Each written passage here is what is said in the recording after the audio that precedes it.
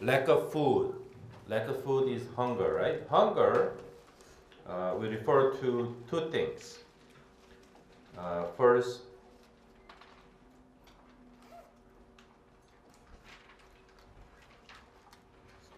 malnutrition, right? And undernourishment. Okay. What is about hunger is that hunger does not kill people, but it weakens them, right? Now look at the data here, numbers. Quite shocking number here. 1 in 8 people in the global south, they are suffering this food problem. 1 in 8 people. So in total, 850 million people, they suffer this food problem.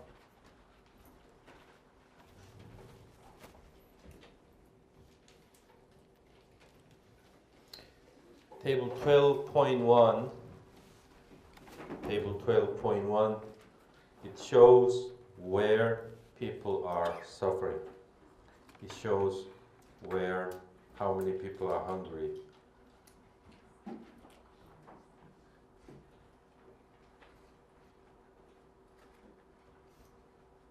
South Asia, the biggest number, 330 million. Then Africa, 220 million. Right? So South Asia is really, right, a really problem area. Then Africa, 220. Then still China, 130 million people, right? Right? Still a lot. Then Southeast Asia comes next. Okay. In terms of improvement, this is just the scale of hunger, right? Table 12.1 shows the scale of hunger, global picture. But in terms of improvement, China is the best area, right? In terms of improvement, China is the best improvement area. South Asia, relative progress is being made, but Africa, least progress is being made. Okay, that's what I want to emphasize.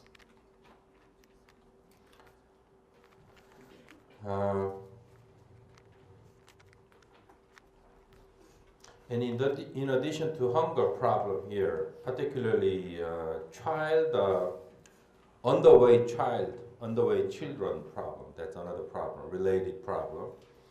Underweight children, globally 150 million underweight children due to food problem, right? Clearly, 150 million underweight children here we have. Half of them, again, India, Pakistan, Bangladesh, South Asia.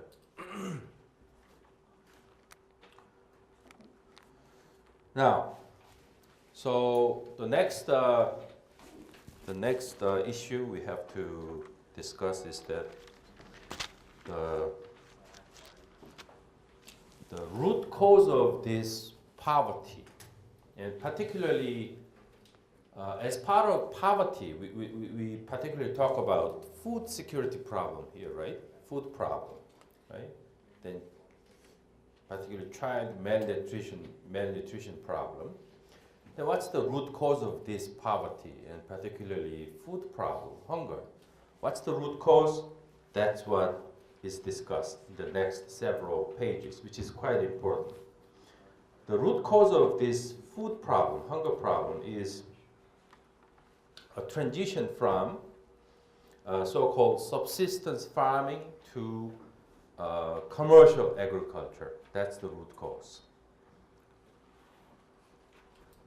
Okay, a transition from subsistence farming to commercial farming. That's the root cause of this hunger and food crisis problem. Then what is this transition all about? We need to go back to like pre-colonial times. Pre-colonial times, agricultural format in the pre-colonial time was so-called subsistence farming. The definition of subsistence farming is like rural communities, they grow their own food. That's the definition of subsistence farming. Okay, people grow their own food in the rural area. Okay. Then colonial period began. Okay, and Western people infiltrated into this agricultural area in the global South.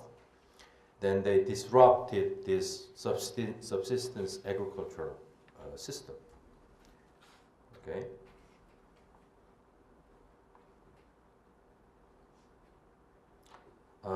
What happened was, in the pre-colonial time, in the subsistence farming, usually agricultural plots were small.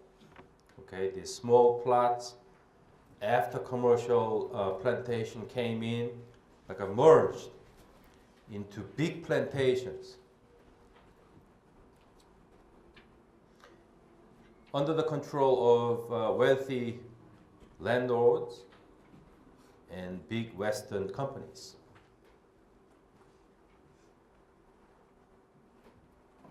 And that's how the big capital of agriculture began.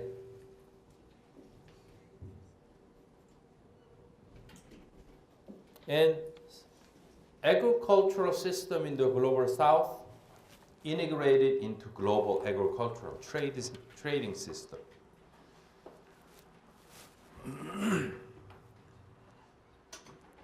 And this is how subsistence farmers were displaced.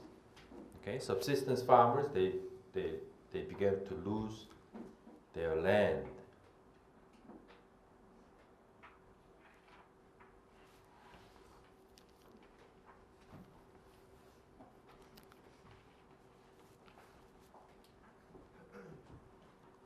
Commercial agriculture, what defines commercial agriculture? Commercial agriculture relies on machinery, right?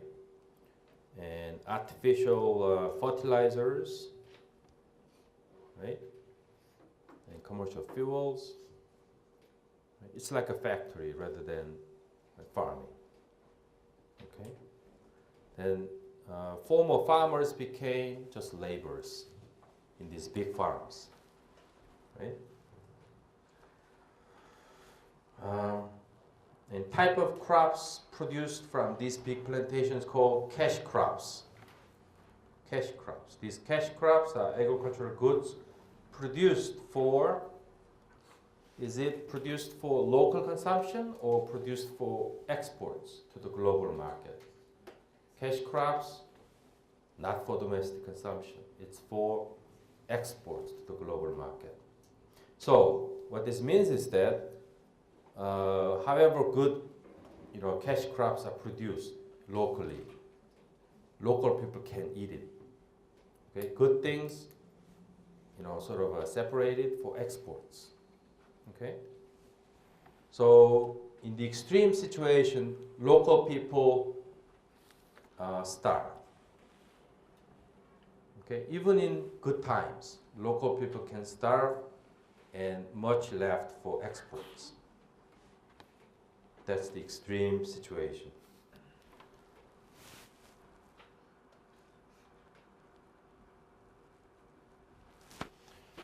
And I think this textbook argues that this is the root cause of the problem we discussed before this section, right? Then Western companies occupy this global South, right? Agricultural system. They made money. Then they see this problem in the local area. Then they extend some aid, right? That's international food aid. Okay, international food aid. But international food aid, is it big help, or is it when Western countries when they extend international food aid programs, does it really help global South countries? Not very much, right? Even international food aid does not help very much. Sometimes it worsens problems. International food aid program worsen food crisis. The reason being that agricultural assistance itself disrupts the local market, bring up the prices. Okay, so local people should pay more to get food because of international food aid, food assistance. So that's what's discussed here. Now, next. So farmers, peasants are displaced. Okay, farmers displaced, farmers losing their land, sort of. So they become displaced, farmers. Okay. So then what happens because of this? What happens is urbanization. Global South, there's a trend for urbanization. Okay, there's a trend for urbanization. So, transition to commercial agriculture, right? Then leading to urbanization in the Global South. Different Global South areas have different levels of urbanization, okay? Like China is 40% urbanization, Middle East 45 to 55, South America 70 to 85% urban level. It has different levels, but what drives urbanization? Urbanization is not caused by population growth. Okay, this is a misconception. Okay, what people misunderstand about urbanization in the Global South is that urbanization doesn't happen because of the population growth in the global cities. I'm sorry, the cities in the Global South, but because of this displacement of farmers. Okay, urbanization happens because of this displacement of these farmers, peasants, from the countryside. That's what's driving the urbanization. Okay, that's important. Now, women in development. Women in development. Did I emphasize enough? Okay, because our common sense is that urban development happens because capital comes in, people come in, right? And that's how city is developed, right? Normally, but in most Global South cities, urban areas development not because that internal urban dynamics, but people being displaced from this, countryside, they just get into this urban area. That's how urbans rise. That's what this section is talking about. Okay? So it's not by plan. It's but by default. Right? Women in development.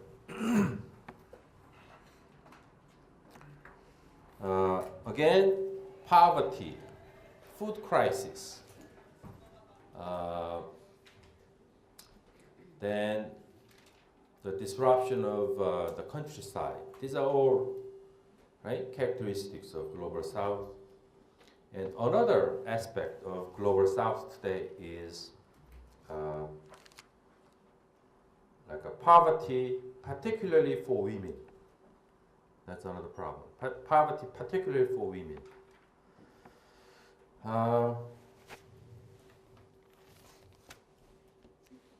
Let me read a couple of sentences from this section here. You see, economic development in poor countries, you see, or poverty, the flip side of the coin, poverty or economic development, there are many reasons, right? But one of the recent revelations, one of the recent findings, discoveries is that poverty or economic development is closely related to women. That's one of the recent findings. Women is closely related to poverty. Or, put differently, to respect women is one of the best ways of developing economies. That's what these kinds of scholars are arguing. Okay? Because most of the South countries, most of the countries in the global South, they don't respect women. Okay? So that their economies are still poor. That's the message. So to grow your economies, bring up the status of women. That's the point. That's one of the recent discoveries economists or political scientists made. Okay? So one of the key to poverty, economic development is women. This is one of the recent revelation. Because most of the studies on poverty, economic development was focused on male and men.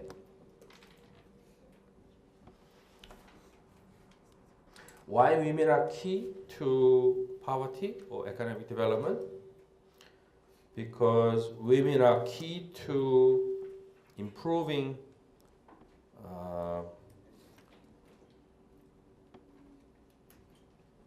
children's welfare, right? Children's welfare. Because poverty is related to children's welfare. Right? Women are key to improving children's welfare and birth rates. Birth rates. Nutrition, education, healthcare, right? All these are directly cared about by women. That's how poverty is related to women. Yet women hold inferior social status to men. So we need to get this straight in many poor countries. So we looked at some of the stats in the global South to measure status of women. Best measure for status of women, best measure is how many women go to college, how many women go to primary or secondary education. That's the best measure. And they looked at Latin America, again, different regions have different levels of this, like women going to school, okay? Worst area, Taliban, right? Afghanistan. That's the worst area women can live, right?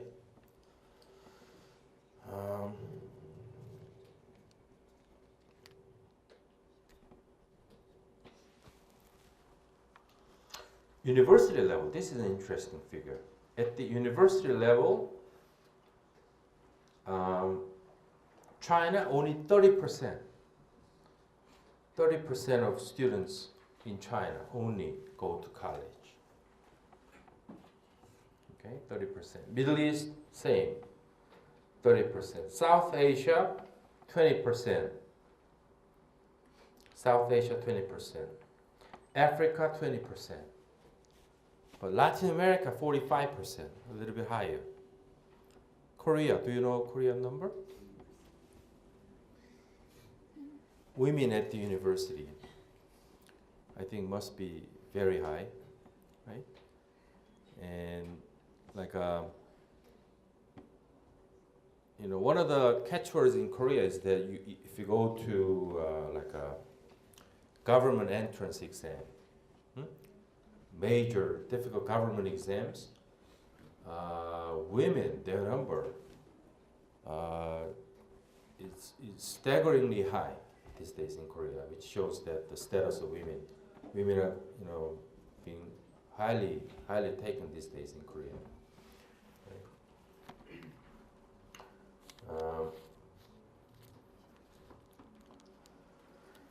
So there are many organizations and agencies and conferences that promote the rights of women, okay, organized by the United Nations and many institutions. Now, migration and refugees.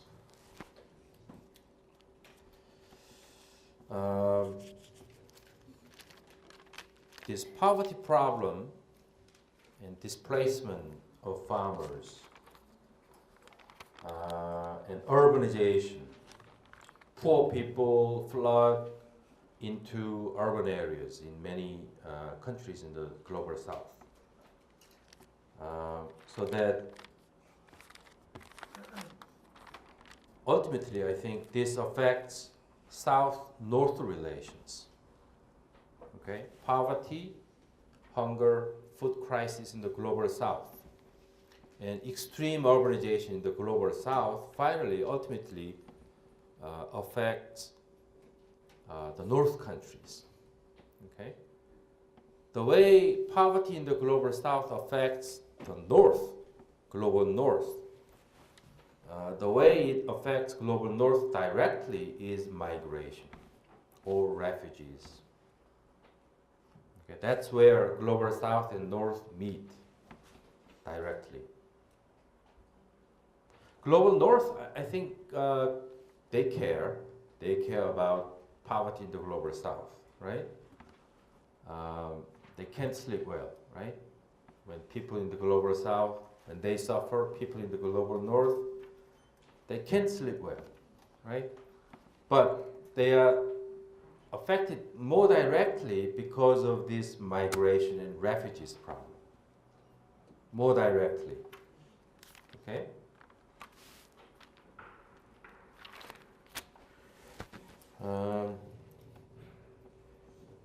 So there is a movement of people from poor countries to rich countries. That's migration.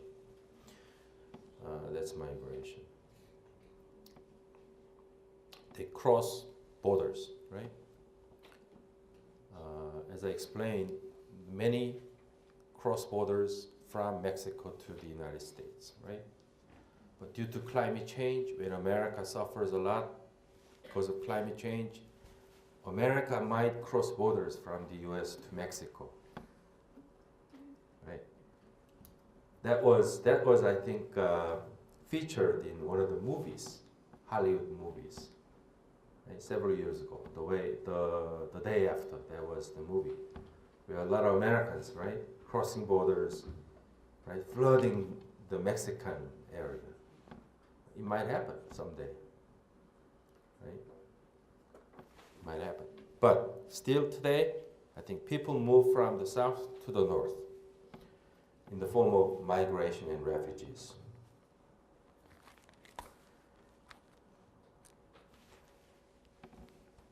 Clearly, the global north countries, they try to limit, right, illegal migration from the global south. And there must be numbers, how many into the United States, how many into the European countries, there must be numbers.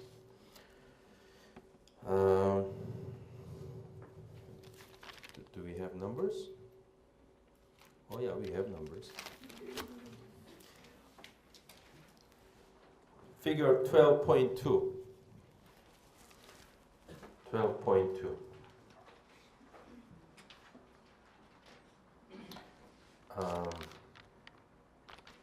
There's a figure for refugee population, 2010, still several years ago.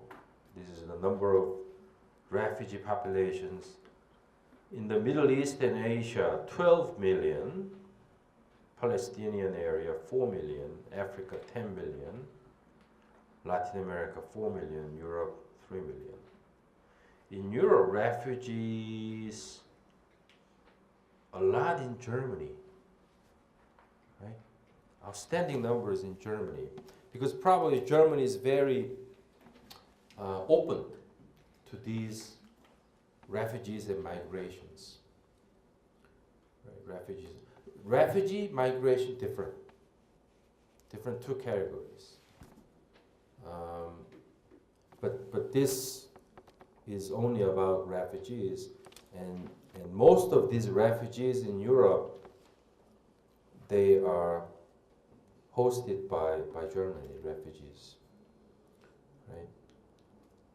Migration, I think the difference between migration and refugees, migration is people who are crossing international borders to seek economic opportunities. That's migration. Economic opportunity. To make money or to seek better living conditions. That's migration. Right? Migration. In other words, non-political movement of people. That's migration. But if it's political, okay, that movement is political, that's refugees. Refugees. Non-economic, non-commercial movement, that's refugees. So particularly these political types of migration, in other words, refugees, are concentrated in Germany, because Germany is very open politically for these displaced people from poor countries. And Latin America, Colombia must be very open. 4 million, even more than Germany. 4 million of refugees in Colombia.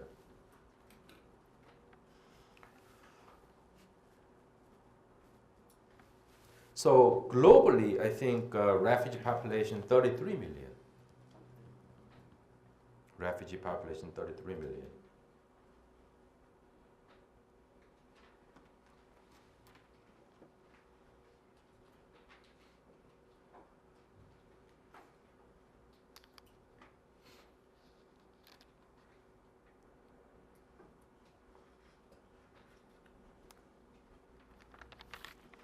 And in fact, out of the 33 million real international refugees, according to this section, I think 10 million, only 10 million of international nature. And the rest of them are internally displaced.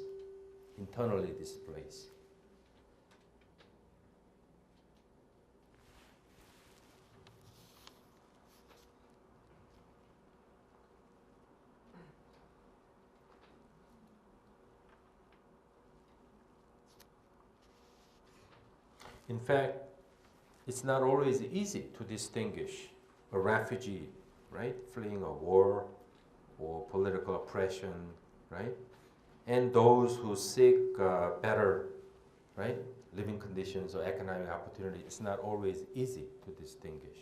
Sometimes refugees, migrations are confusing, right? I think that's about it. And as part of this,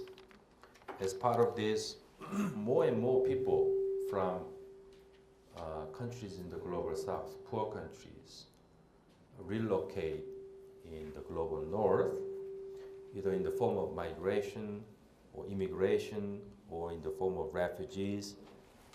Money should flow from global north to global south. Because when they relocate, right, in the rich countries, they earn money, right? they send money back to their you know, home country, family. This is, what is this called? The money flowing from migrant workers in the global north to global south. This money is called remittances. Remittances. Right, I agree. I mean, the amount of money migrant workers make in the global north, sending back to their home country, this amount of money is increasing and increasing. It affects global economy. How much? That's a lot. Figure 12.4. Look at the figure here, 12.4. How much is that? $500 billion globally, like $500 billion. It's a lot of money, right? So financially, it has already become an important source of the money for the global economy, right? And it could help global south countries. It could help global south countries, right?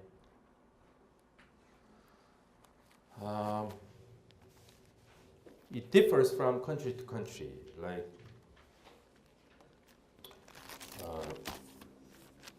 countries like the Philippines, they have a lot of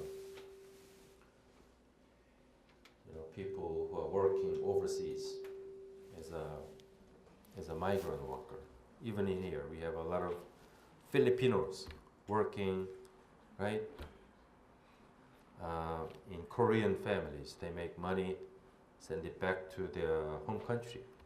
We have many Filipinos here, and we have many Chinese Koreans working here, right? So a lot of money must be flowing out of Korea, right? Landing in China, landing in Philippines.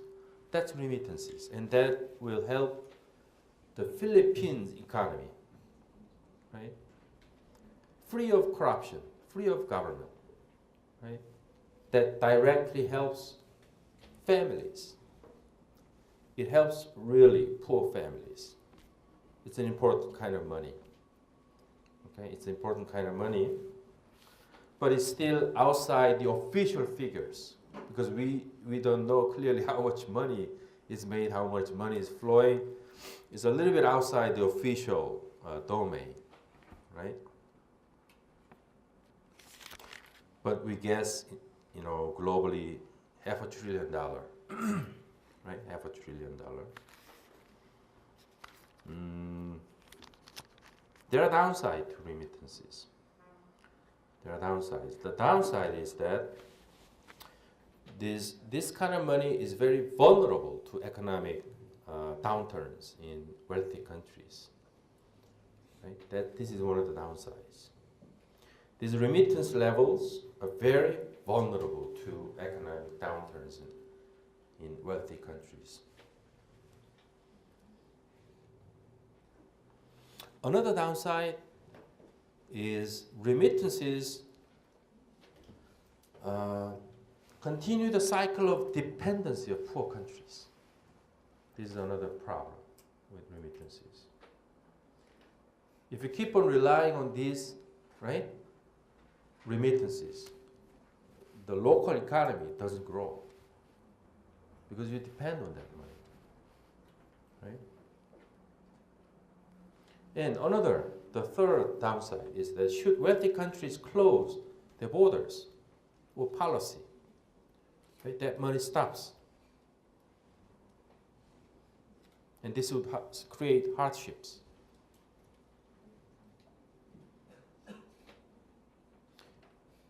You see the movie 황해. That's the movie, right? That's the movie from the perspective of Chinese Koreans in the Yeonbyeon, right? Between China and North Korea, the Yeonbyeon. There, the problem is even more serious than is expressed here. because there are only children left. Only children. Father and mother come to Korea. Only children left. And their grandfather, grandmother take care of their children. And father and mother come here, make money in Korea. So there was a documentary about this. Like children was like a 3-year or 4-year-old. Then father and mother leave China, then come here. Then they live like that for more than 10 years. So the children, they don't know the face of their mothers and fathers. That's a social problem there, Yeonbyeon. That's a real problem. So that's the extreme kind of, right, the dependent type of economy. Because the Chinese central government, they can't take care of that Yeonbyeon area, province, right? It's so underdeveloped. And they are ethnically connected to Korea, right? So they come here, they make money. But socially, it's very disruptive. That type of remittance-based economy is socially very disruptive. Because the whole family is disrupted, right? The whole family is disrupted.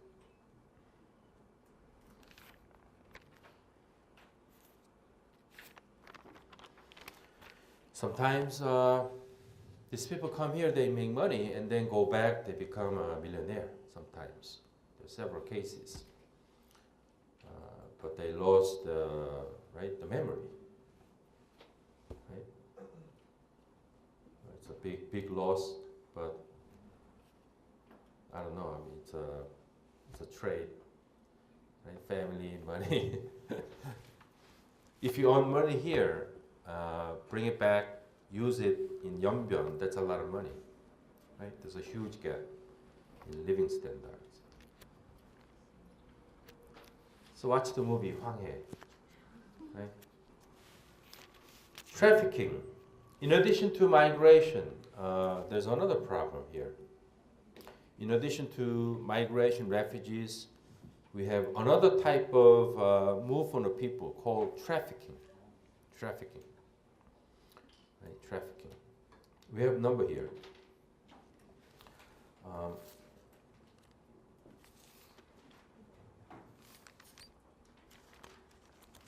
There's a surprising number here. Do you know how many people are illegally trafficked into the United States yearly? 20,000 people. Every year, 20,000 people are illegally trafficked into the United States. 20,000 people, right? 20,000.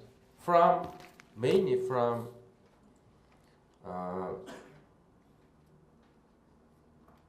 Kuwait, Malaysia, Saudi Arabia, right? I don't know why Saudi Arabia, Malaysia, but mainly from these countries into the United States, 20,000 people, right? And globally, 700,000 people annually, they're illegally trafficked for slaves, right? It's a modern time slaves. The main question this section asks is that, you know, we saw the enormous gap between global north and global south, right? And we learned, you know, how the poverty in the global south affects the global north. Then how do we explain this gap? That's the main thing about this section. According to theories, we divide the entire globe into 3 types of countries. Number 1, core. The core countries. Okay? And second, periphery. Core, periphery, and semi-periphery. these three groups of countries. What are core countries?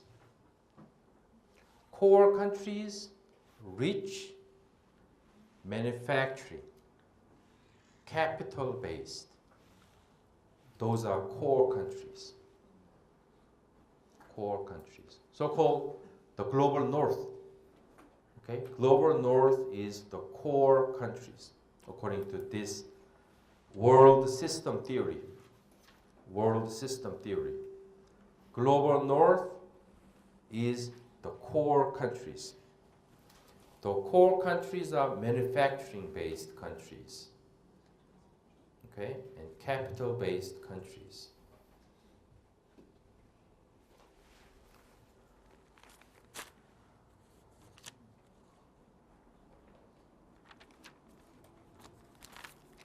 What are periphery countries?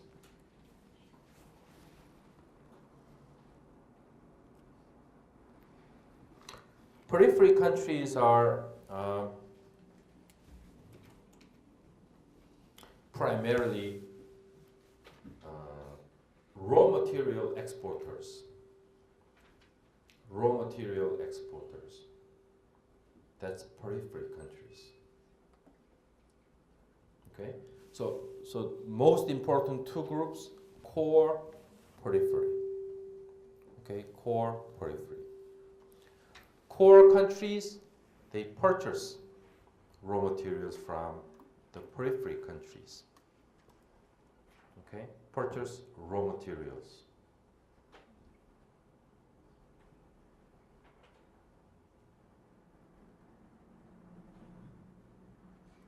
Then, what do periphery countries buy from core countries? They buy manufactured goods, right? Electronics, cars, right? Manufactured goods. These periphery countries buy from the core countries manufactured goods.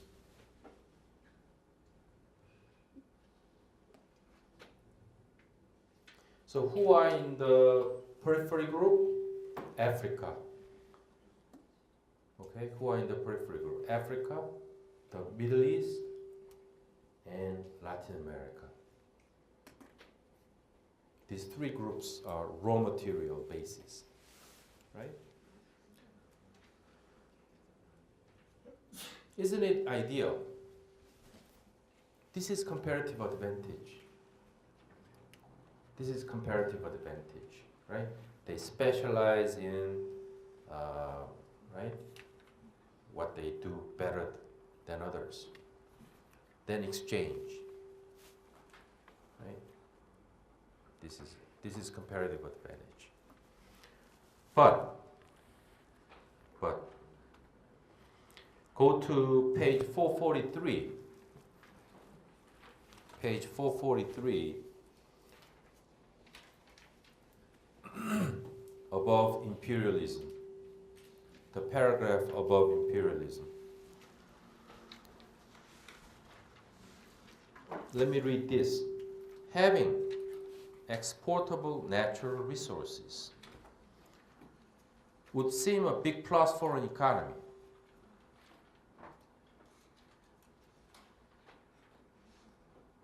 I think this is a very important question.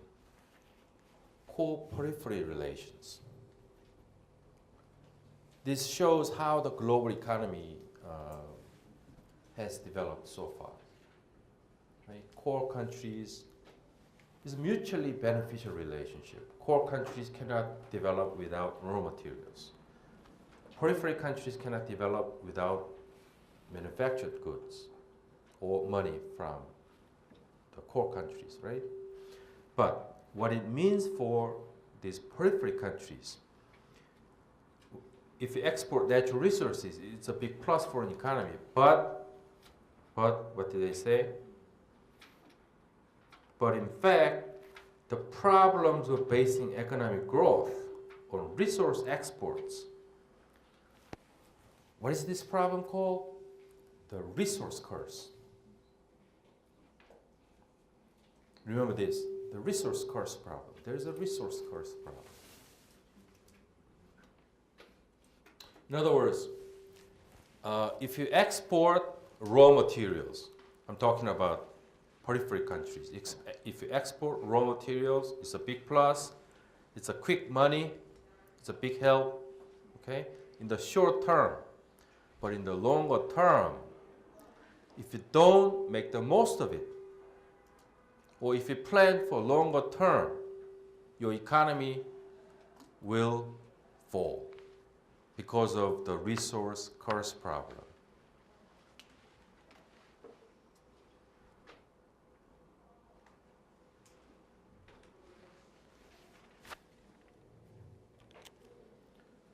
Resource curse problem.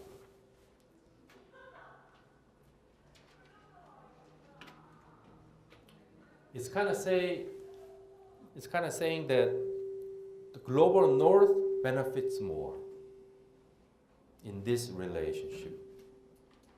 Global north benefits more.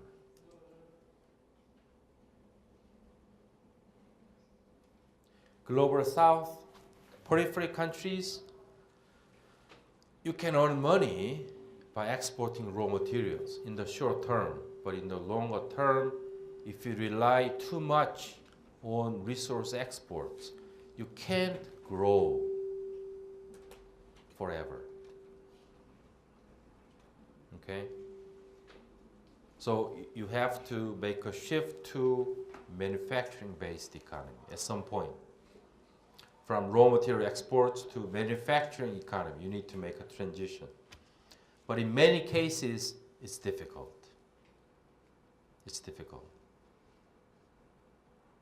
Because core countries, they kind of make these raw material exporters dependent.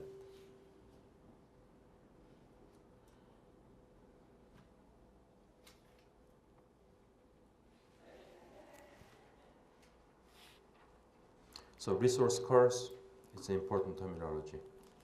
And as an example, it discusses how Chile suffered from the resource curse. That's an example of Chilean economy. When financial crisis hit the Chilean economy, Chile as a raw material exporter, how they suffer, it sort of describes what kind of problems they suffer. Okay, I'll see you Tuesday. We'll skip imperialism section. Okay, just history. So we skip that. Chapter 13, Tuesday. Chapter 13, Tuesday. 출석 좀 체크해서 갖다 줘. See you Tuesday.